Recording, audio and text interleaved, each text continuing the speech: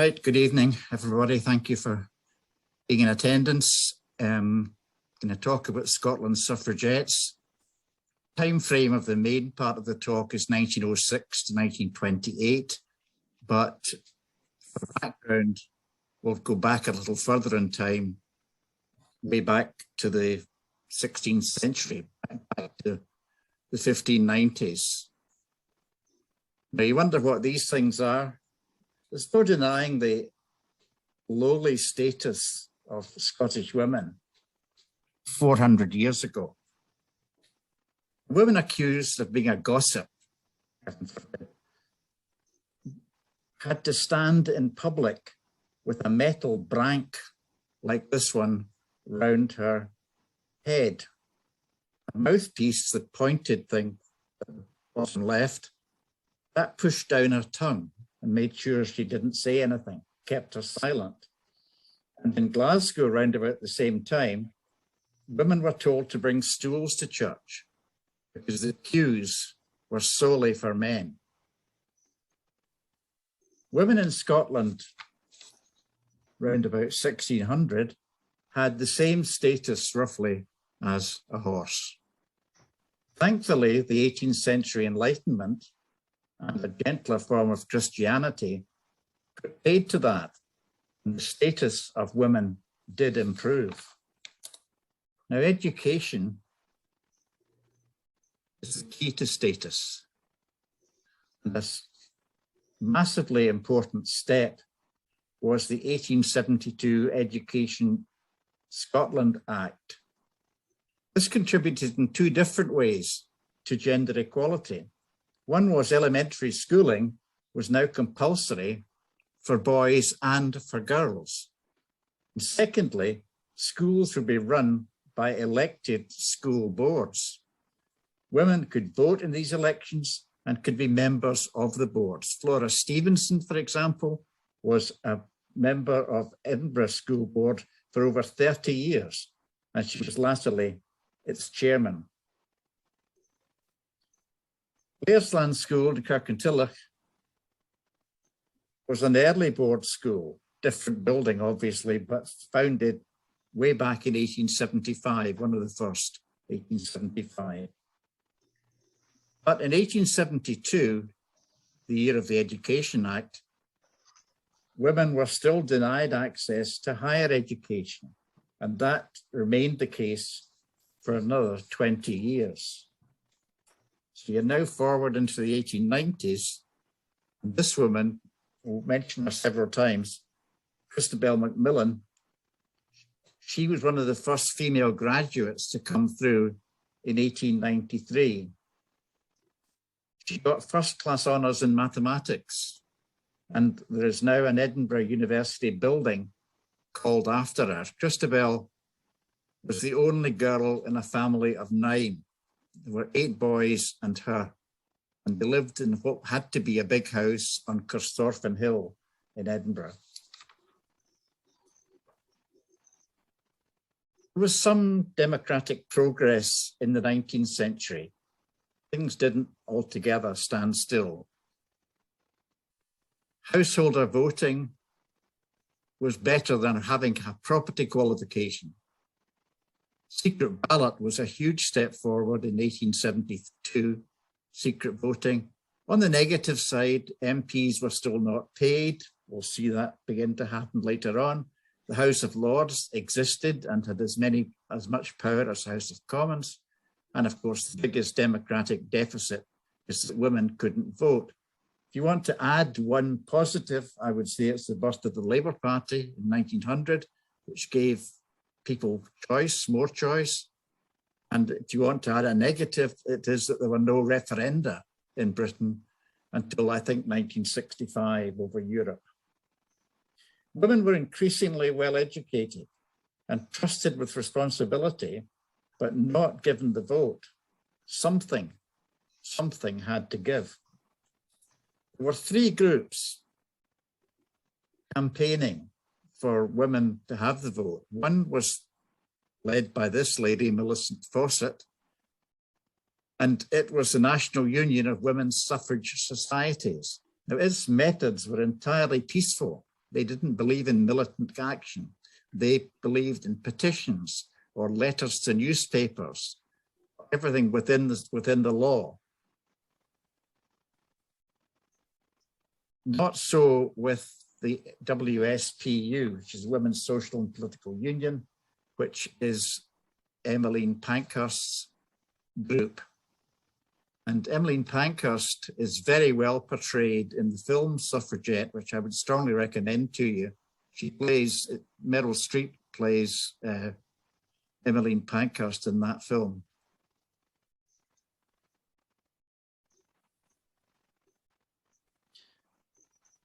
The methods of the WSPU were militant.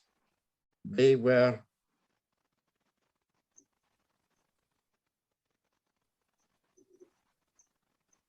destructive. They burned things down. They wrecked things, but they were not life-threatening.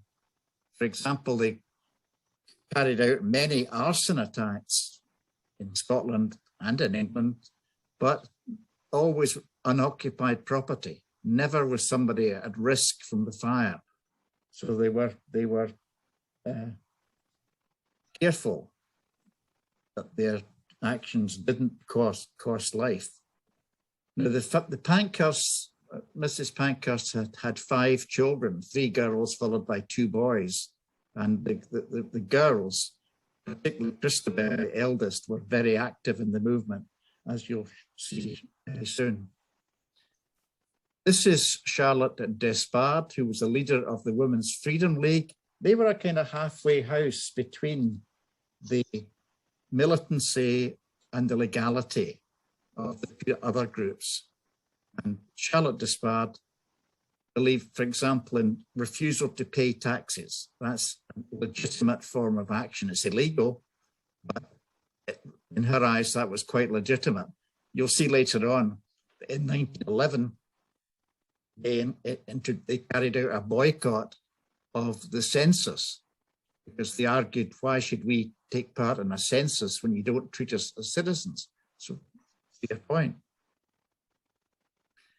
Quick word about 3 Scottish people. None of the people I've mentioned so far were Scots, but Elsie Inglis certainly was, and she was a member of the NUWSS. She very peaceful member of the NUWSS. It was a peaceful group, and she was probably one of the most peaceful people in it. She was a doctor, graduated at the same time as Christabel Macmillan. Flora Drummond, on the other hand, was very militant and very active, and she was Scots. She was, I'm not sure where she was born, but she was brought up on the island of Arden, and I think worked for a while in a post office at Pern Mill in Arden.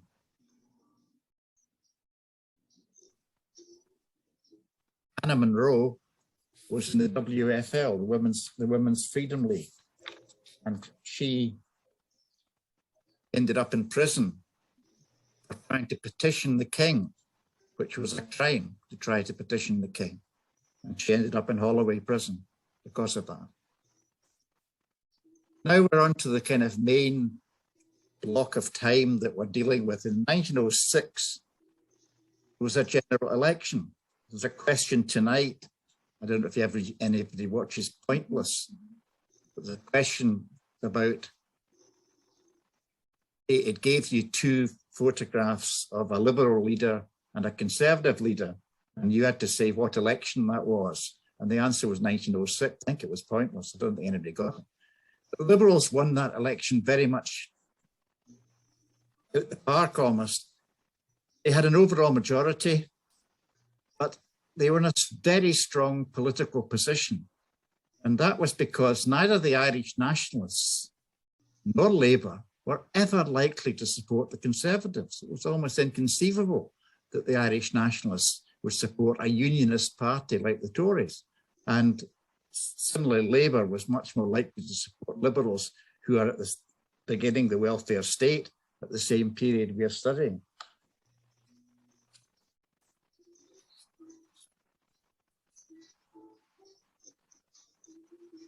The Liberals had their own priorities, and to be honest, votes for women wasn't very high up that list. I'll explain later why you would have thought a Liberal Party would want to extend voting to a gender, but there were political reasons why they didn't want to do that. Okay. This is Christabel Pankhurst. This is the lady. She was very, very active, very strong-willed. She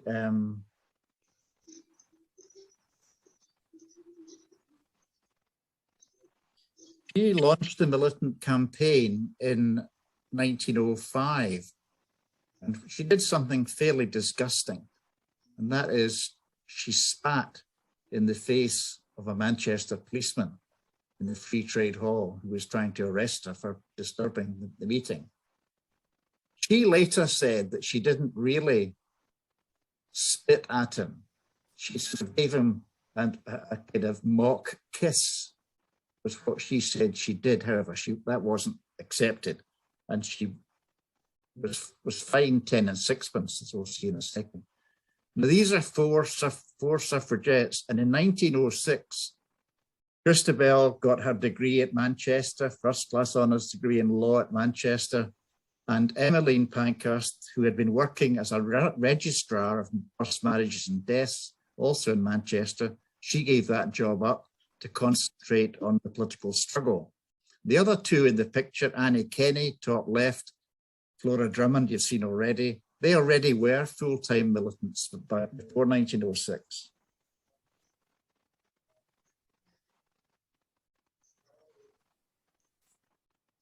Now, Christabel spit at a policeman, and her behaviour during the trial got a lot of what she thought was welcome coverage in the quality press, in the broadsheets, in the Times, the Telegraph, and so on. When her mother offered to pay her 10 and 6pence fine, Christabel replied in a loud voice for the whole hall to hear, the whole court to hear, "You pay my fine, mother, and I'll never come home." So she went to jail. She got her way, as she tended to do. Now, I've tried a wee bit in this talk to make it local. And this is a local man that Don has talked about many times, who is Tom Johnson. And in May 1907, Mrs. Pankhurst spoke in Glasgow and also in Aberdeen, and she shared a platform with Tom Johnson of the Labour Party. Now, Emeline was also at that point in time a member of the Labour Party. But Christabel wanted to move the group to the right politically, to attract money from rich women. You can see later on, they did very well from rich women.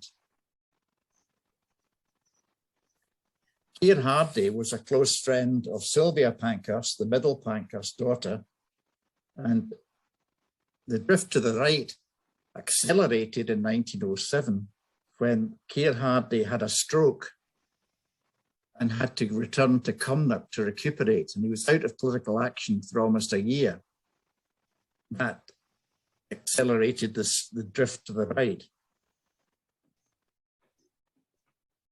Interestingly, that Flora Drummond had a baby in 1908, and she named it Keir Hardie Drummond.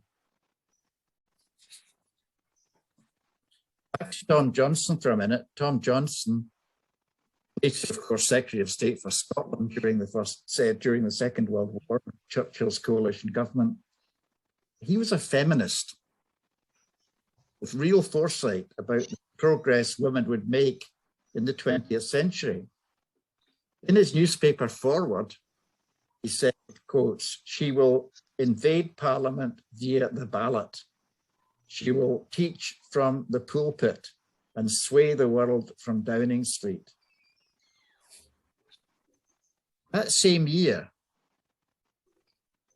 this lady deserves a small mention in Scottish history because Lavinia Malcolm was the first female town councillor in Scotland, and she represented Dollar, or represented the people of Dollar on the local authority. Eventually, people like obviously Margaret Thatcher and Theresa May made Johnson's dreams come true, but before they came along, this lady played a big part. Jenny Lee was Culture Secretary in Wilson's 1964 to 70 government, and she set up the Open University. And of course, it's quite a family because her husband was an Aaron Bevan who set up the National Health Service in the previous decade, a couple of decades before. Quite a family, the Bevan family.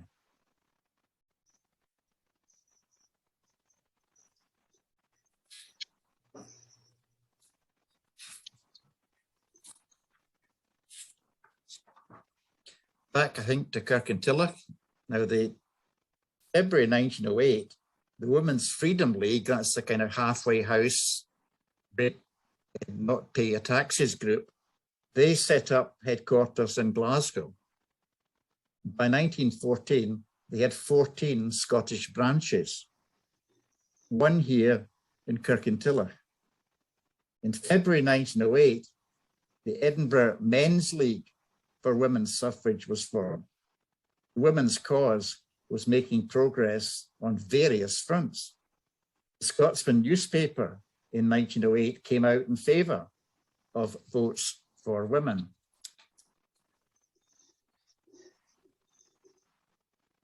Now, this is the man who was shown on Pointless tonight. This is Henry Campbell Bannerman, another Scot, Member of Parliament for Stirling Boroughs, and he was Prime Minister. And he resigned, I think, on the 3rd of April, 1908. And he resigned on grounds of ill health. And sadly, the man died before April was finished. But he'd always been mildly encouraging to the suffragettes. He told them once to keep on pestering, and as if they might get somewhere.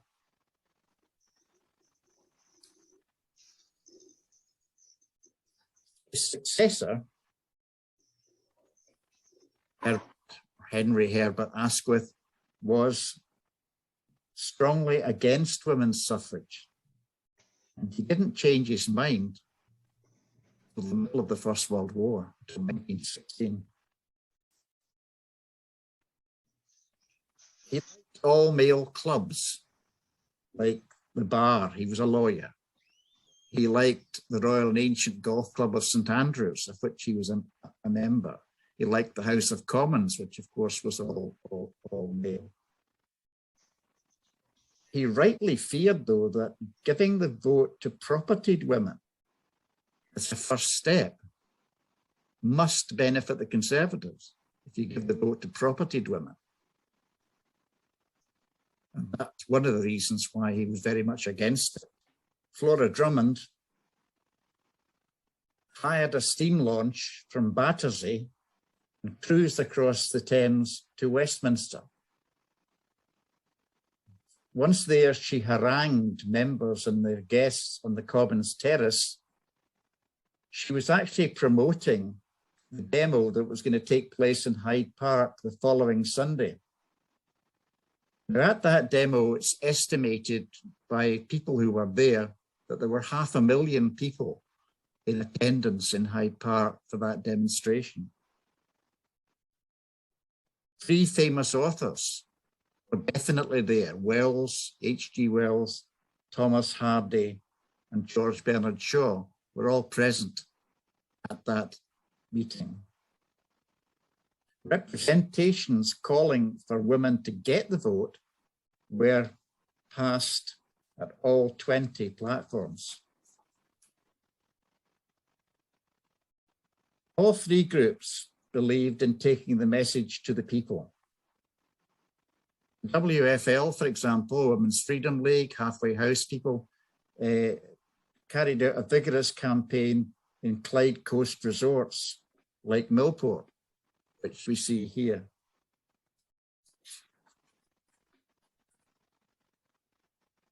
In 1908, July 1908, this lady, who was Helen Fraser, defected from the WSPU, and she moved over right across to the NUWSS.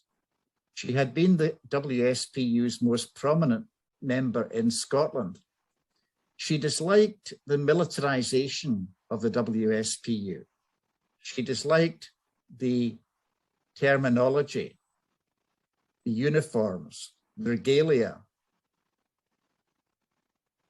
Shops like Debenhams sold coats, dresses, hats, shoes in the suffragette colours of purple, green, and white.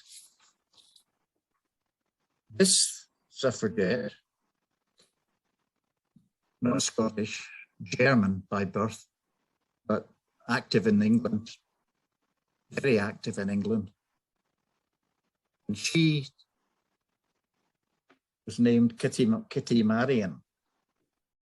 And she was blacklisted as an actress. She actually played in Glasgow. She played the Theatre Royal in Glasgow, before suffragette campaign got going back in the 1890s. But she, like I say, was blacklisted. So it took courage to wear suffragette items. In this photograph, we see a reception being held for a suffragette who's just spent the longest period of time in Holloway. Her name was Mary Phillips. In the middle of the photograph, Mary Phillips, I can't do this, can I? But Mary Phillips, Flora Drummond is the person you see in the very center of the photograph. She's quite short. If you look at it, she's not as tall as Mary Phillips or as the girl on either side of the other side of her. And she was 5 feet 1 3/4 inches tall. She wanted to be a postmistress. I've already told you that she worked in a post office in Ab, and she wanted to be a postmistress, but the regulations said you had to be 5 feet 2 to be a postmistress. So that 1/4 of an inch stopped her following the career that she wanted to follow. And she ended up an extremely militant suffragette. Anna Monroe, hunger strikes didn't start till 1909. We'll come to that very shortly, but by the end of 1908, there were serious concerns about conditions in Holloway. Hygiene needs were not attended to. Chamber pots were emptied only once a day.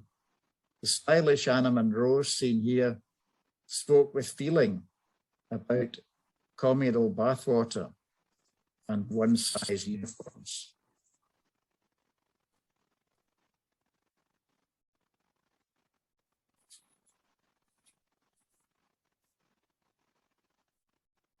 Comradeship was one factor which made women join the suffragette movement. That again is brought out very well in the film Suffragette. But so too was the way women were treated at political meetings. That had a radicalization effect. Isabella Carey was an Dundee teacher, and she went along to a Churchill meeting in 1909. Now, before the meeting had even started, before Churchill came on stage, stewards started pulling women out of their seats and rushing them out of the hall. Isabella Carey told a steward that she didn't come to the meeting as a suffragette, but she was one now.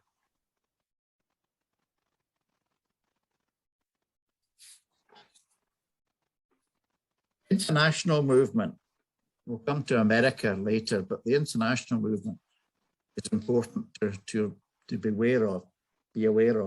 In April 1909, the 5th Congress of the International Women's Suffrage Alliance, that was held in London. 21 countries attended. Remember, this is the age of imperialism, so not that many countries around. The 21 people sent representatives. 2 of them had actually already given women the vote. And that was New Zealand and Finland were the 2 countries that had already given women the vote. But 2 of them that were there would wait decades before giving women the vote. And one of them is quite surprising, is France. You know, French Revolution and all that didn't give women the vote till 1946, not till after the Second World War. And the other one, which is Switzerland, which didn't give women the vote till 1971.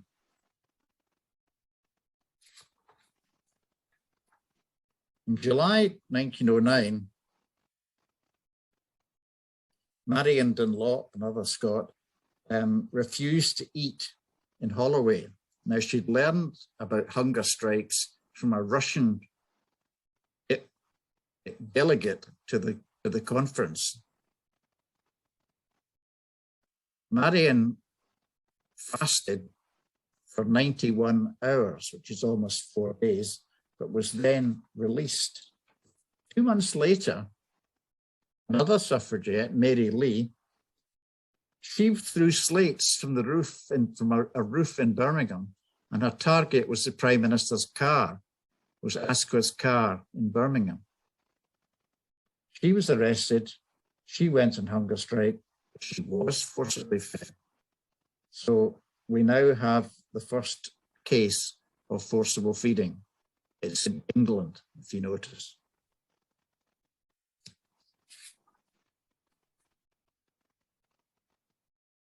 A few weeks later,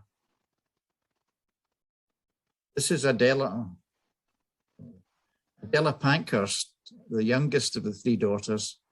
She spent quite a lot of time in Scotland, and she was in Dundee, and she was arrested with 4 other women after disturbances at a Churchill meeting.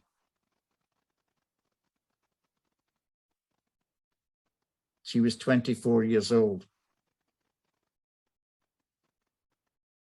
The 5 women went on hunger strike. Unlike Mary Lee in Birmingham, they were not forcibly fed. Now you may say, well, why not?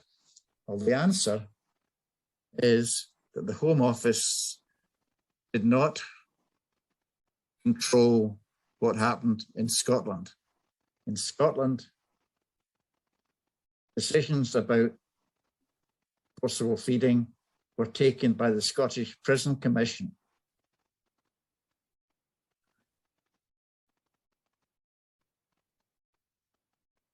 They feared the effect of force feeding on liberal opinion in Scotland. It seemed a very unliberal thing to do. Adela and the others were released on day 4 of their hunger strike. It would be 1914, another 5 years before forcible feeding was used in our country. In 1909, in October 1909, the first Saturday, the 5th of October 1909, the suffragettes of all 3 groups staged a procession and pageant through the streets of Edinburgh. It was interesting to see how many people wanted to see what they were up to. Both sides of Princes Street, you see crowds 8 deep.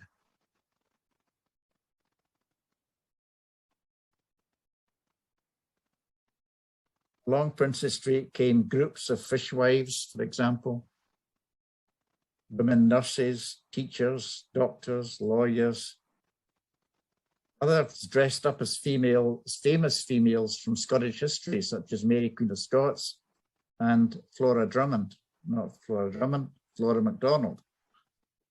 Banners came, the banners you can see came from the Glasgow School of Art. They had a piper, and the piper was 9-year-old Bessie Watson from Edinburgh. Later, she gave a souvenir of the day to Margaret Thatcher. Bessie lived till 1992, 2 years after Mrs. Thatcher resigned. She was actually the same age as the Queen Mother. They were both born in the year 1900. Bessie became a violin teacher in Edinburgh schools. She married quite late in life in 1945.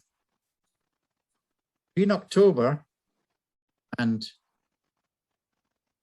December 1909, Mrs. Pankas paid her first visit to the USA. She spoke in Washington, New York, Boston, and other places. Hundreds had to be turned away from the Carnegie Hall in New York. The lucrative American lecture circuit, which she was on, boosted WSPU funds. £33,000 in 1909 is actually £4 million by our values.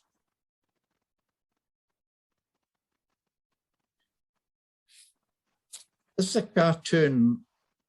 There were 2 general elections in 1910, and the person who drew this cartoon was, in my opinion, definitely in favour of women getting the right to vote. They are presented in a very positive light as being, first of all, well-dressed, well-behaved, responsible, looking after children, and they are not allowed to vote. They can't get through that door into the polling station. They don't have that right. But the men who look sort of shuffling, devious, badly dressed, this guy's got an arm out of his coat, they're allowed to vote. And that's the contrast that this man is making. Now, in 1906, on the left-hand side, you can see that the Liberals did spectacularly well. They would never, ever get anywhere near that total again. But they lost out quite heavily in the January 1910 election. So not giving women the vote may have harmed them. But the Conservatives were actually the biggest party now, 285 against 275.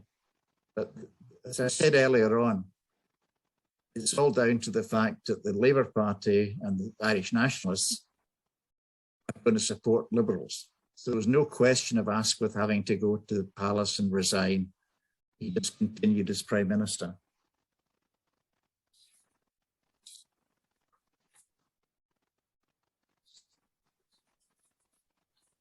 In 1910, the Scottish National Anti-Suffrage League was formed, led by the Duchess of Montrose. Cartoons like this one carried the anti-suffragette message quite effectively. In the film Mary Poppins, the mother of the children is a suffragette, and it's the same kind of angle taking. It's the same cartoon.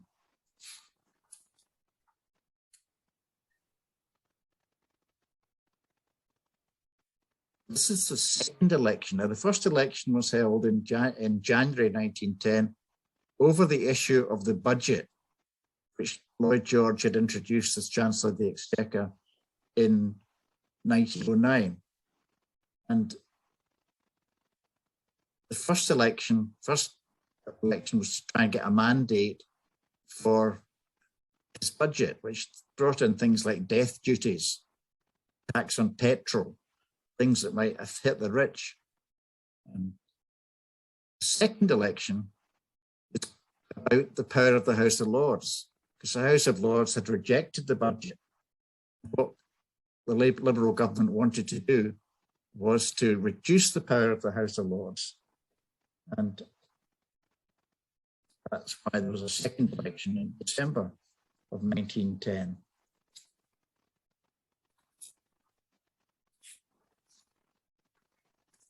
In early 1911,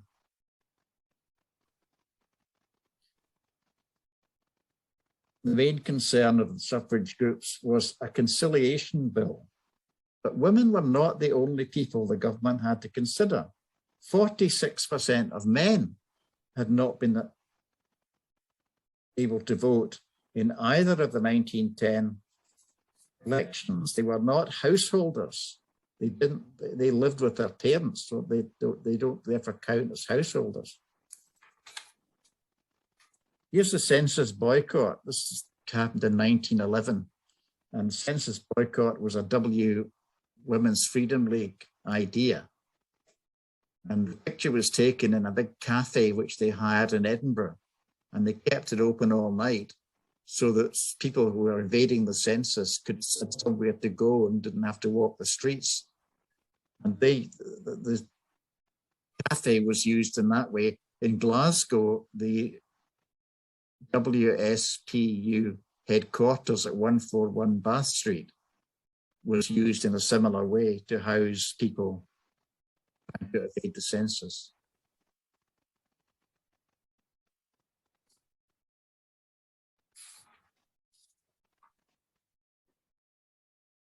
The Liberals brought in their act to deal with the House of Lords. They brought it in 1911, and it was passed in August 1911. The Lords could not now touch a money bill, so budgets and finance measures are not within their powers. They couldn't touch them. And they could only delay other legislation for a maximum of 2 years. And MPs would now be paid. Big boost to the Labour Party. In 1911, in October 1911, Mrs. Pankas made another visit to the United States. California had just become the 6th American state to give women the vote. Emeline reached Louisiana in the south and Seattle in the west, and also visited 3 Canadian cities. And just a point of information, the first American state to give women the vote was Colorado in 1893. Now, by November, this man, David Lloyd George, the Chancellor, he had convinced Asquith that the conciliation bill was far too favourable to the Conservatives. The radical Welshman wanted the vote given to all working men's wives, or to no women at all. On 7th of November 1911, Asquith said there would be no more time for the conciliation bill in that session, and that any future bill would give the vote to 4 million men. Christabel Pankhurst was, quotes, livid with rage, end quotes, and said the WSPU would renew its militancy. The NUWSS would continue its constitutional tactics. Many non-militant women welcomed Asquith's proposals. Within days, windows were smashed at the Treasury, the Home Office, the Daily Mail, Swan and Edgar's. On 15th December, Emily Davison set fire to the contents of 3 pillar boxes, a tactic soon adopted widely in Scotland.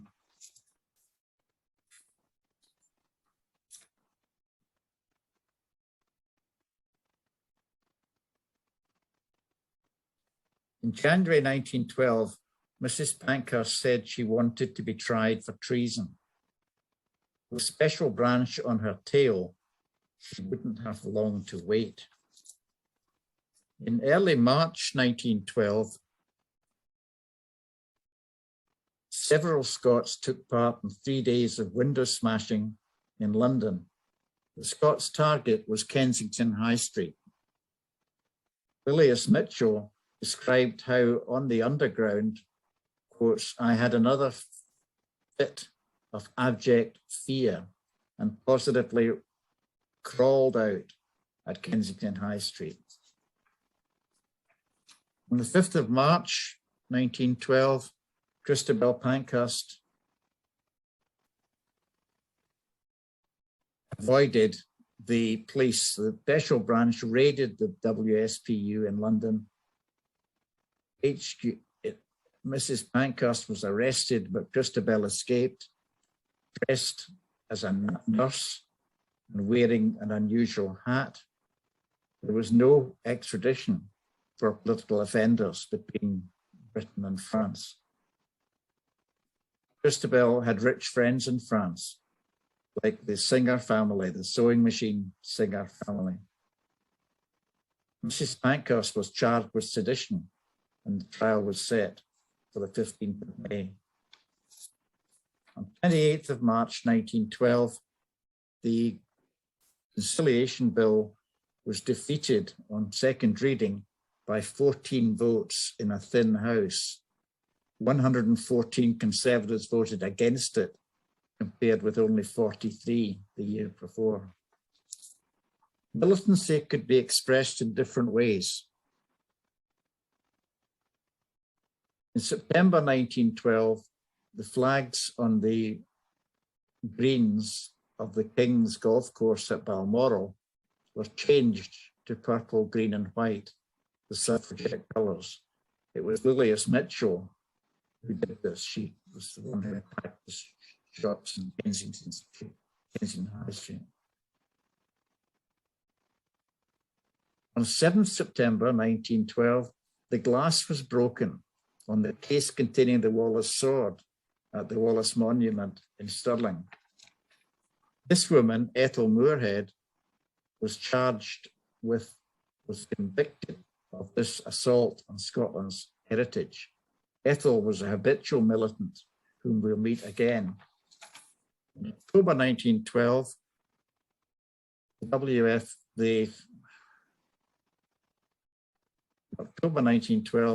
the WFL staged a march, another peaceful, non-militant act, from Edinburgh to London, and 6 people made it the whole way, the whole 400 odd miles, and they were rewarded with this silver medal. In late 1912, the Scottish WSPU adopted a new tactic, an attack on the Royal Mail. Now, what they did was, the cartoon doesn't really represent it very well. What they did was to drop small, partly stoppered bottles of acid into letterboxes. It would slowly seep out and damage the mail. They got their acid from sympathetic chemists. These attacks went on for almost 2 years without one single arrest. So this cartoon is actually very misleading. One culprit, Jessie Stephen of Glasgow, said she wore her domestic servant uniform to avoid arousing suspicion. 1913 was the year Emily Davison became a suffragette martyr, and she was killed by the King's horse Anmer at Derby on the 4th of June. In 1913, the Scottish militant campaign escalated. There had been 7 militant attacks in 1912, none involving arson. In 1913, there were 44 militant attacks, 18 of which involved arson. So the percentage of arson attacks went from 0% to 41%. Two things explained the switch to arson. One was the sentence of 3 years penal servitude given to Mrs. Pankhurst. The other was the rejection of the Conciliation Bill. April 1913, the government came up with an answer to this problem of hunger striking suffragettes, and it became known as the Cat and Mouse Act.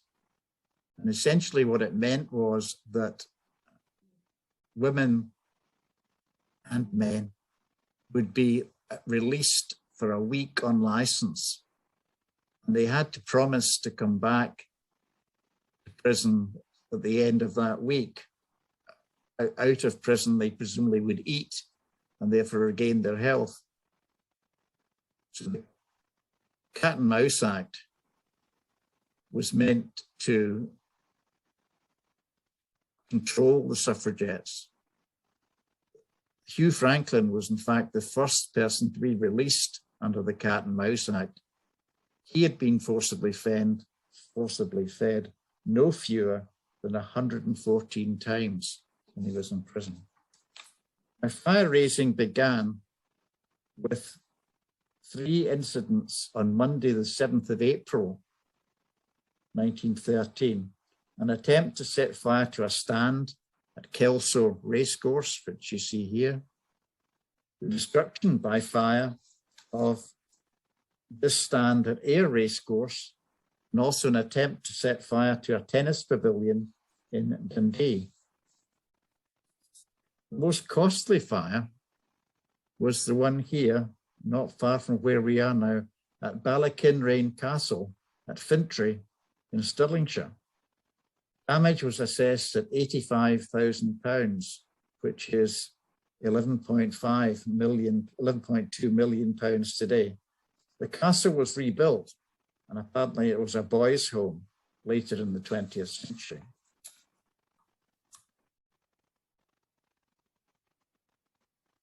The Pankhursts had delivered on their promise of guerrilla warfare with fewer arrests. Arrests were made in only 2 of 18 fire-raising episodes in 1913. Ironically, in neither case was a fire actually started. One was the attack on the stand at Kelso. The ringleader was the girl you see here, Arabella Scott. Her accomplice was Edith Hudson, who was an Edinburgh nurse. Now, Arabella and Edith got 9 months in prison, as did Duncan McEwen, who simply ordered their taxi. Now, Janie Allen of the WSPU was quick to point out that a man committing an indecent assault on a child would have got a shorter sentence than the man who hired the taxi. Arabella Scott, like many suffragettes, didn't obey her license, and she had to be caught, and they finally caught her in Brighton. She was rearrested in Brighton. On the way north, she smashed a taxi window in London and pulled the communication cord on the train to Scotland. The other case where arrests were made involved empty property, like I said, empty property at 6 Park Gardens, Glasgow. The suffragettes never attacked occupied property. On 25th of July, 1913, Ethel Moorhead, again, and Dorothea Chalmers Smith were found in that house, and they had paraffin, they had firelighters, and they had suffrage. The police knew all about Dorothea, about Ethel Moorhead, but Dorothea Chalmers Smith was unknown to them. She was a doctor, the wife of the minister of Calton Parish Church, Glasgow. They had 6 children. The women claimed to be viewing the property, but could not explain the firelighters, etc. At Duke Street Prison, Ethel smashed glass and knocked the governor's hat off. And each got 8 months at the High Court in October. The judge was pelted with apples and other missiles from the court. Among other buildings burned in 1913 were the Royal Observatory in Edinburgh and Luca's railway station. And the suffragettes didn't just use fire and acid. They cut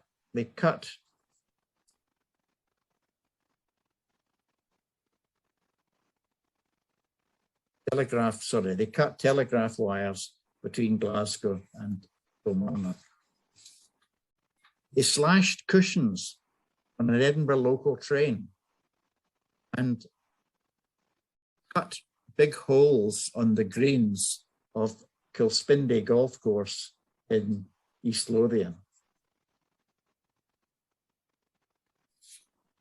Mrs. Pankhurst went to America again in October 1913, but she now, of course, had a criminal record.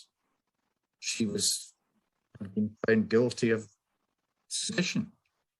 But Woodrow Wilson, who was president, said she was a political refugee and let her in. So she spent a while on Ellis Island. She spoke in 12 cities. She again filled Carnegie Hall. She earned £4,500, which is almost £500,000.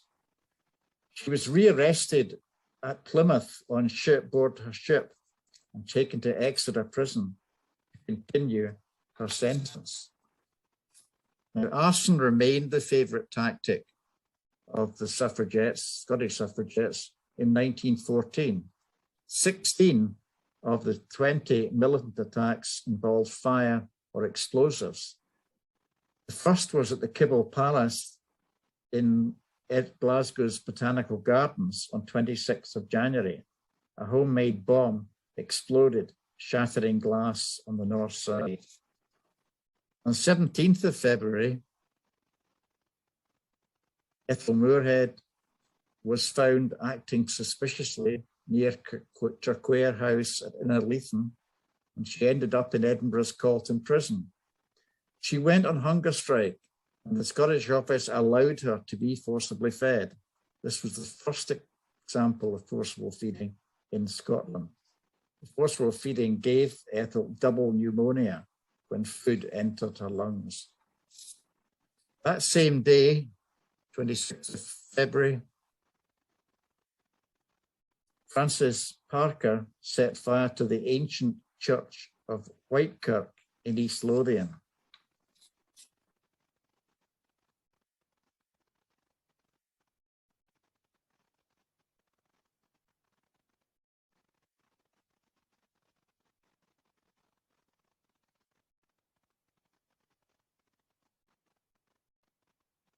Lost a slide, but I'll talk over it very quickly.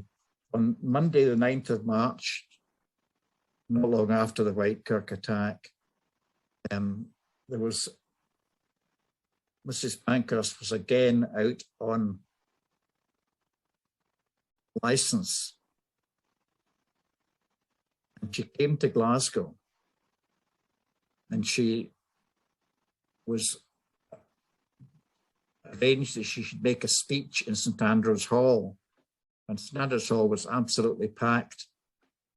But what the suffragettes had done was they had barricaded the stage of St Andrew's Hall, and there were over 100 police from England and from Scotland there to try and rearrest her. And a riot ensued when it became clear what the police were trying to do.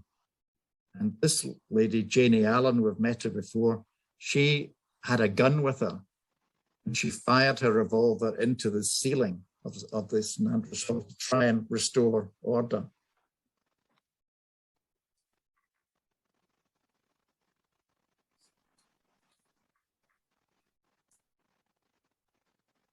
Police feared a rescue She was taken to the police station near Glasgow Cross, but they feared a rescue the following day, and they reserved 3 compartments at the rear of the London train. It headed south via Coat Bridge. Janie Allen, photographed here, I think quite near the end of her life, but she lived to be 100, and she died in 1968. She was quite wealthy because she was a member of the Allen family who owned shipping line, the Allen line, shipping line. But the suffragettes continued to aim at prestigious targets. On 25th of May, they tried to blow up the aqueduct taking Loch Katrine water to Glasgow. On 9th of July, they tried to blow up Burns Cottage in Alloway. Frances Parker, who did this, was the niece of a soon-to-be very famous uncle, Lord Kitchener, the man in the recruiting poster. By early August,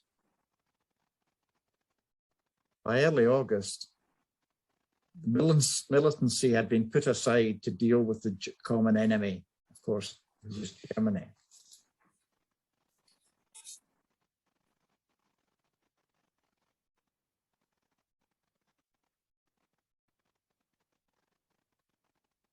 In August 1914, the Pankas gave up all suffrage work and threw themselves into the war effort. The NUWSS split. Millicent Fawcett was for the war, but Christabel Macmillan was against it and very bravely spoke against it on Glasgow Green, as did Keir Hardie.